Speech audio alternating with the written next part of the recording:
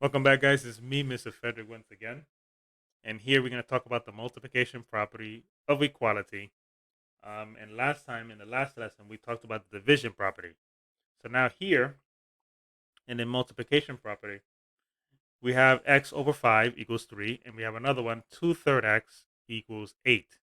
So when you have something like this, when it's division, we need to use the opposite of division, which is multiplication, to be able to solve the problem and know what x is. So they're gonna have two different answers for x for each of these problems. So first, we need to multiply by the denominator here, 5, and multiply that by 3. So what do you do is you need to we need to multiply that here twice, over here 5, and also over here 5, so that this crosses out, leaving you x, and then 3 times 5 is 15.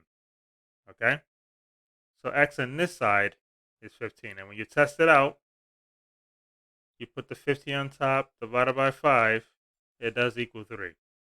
Okay? Now let's do the same here. 2/3 x equals 8. So we're going to have to multiply by 3, the denominator, on both sides. So this crosses out, leaving you with 2x equals 8 times 3 is 24. Then you're going to have to divide again. We're going to have to divide. This time we have to divide.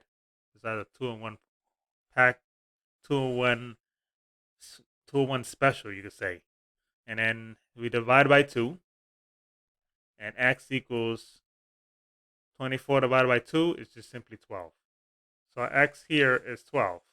And when you put it in to test it out, 2 over 3, and you got a 12 here, equals 8.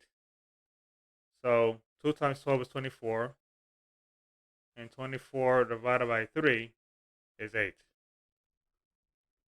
All right, so that's how you do it. So it does make sense. It works. So for the answer for one of them is 15, the first one, and the answer for the second one is 12. Okay? So that's how you solve that problem there, like that. So you can keep it simple like that. So just remember, when you have a division, a fraction, and there's an x that we're looking for, we must multiply it in order to find the answer. Okay? That's it for this one. Take care, and I'll see you in the next one. This is Mr. Frederick out.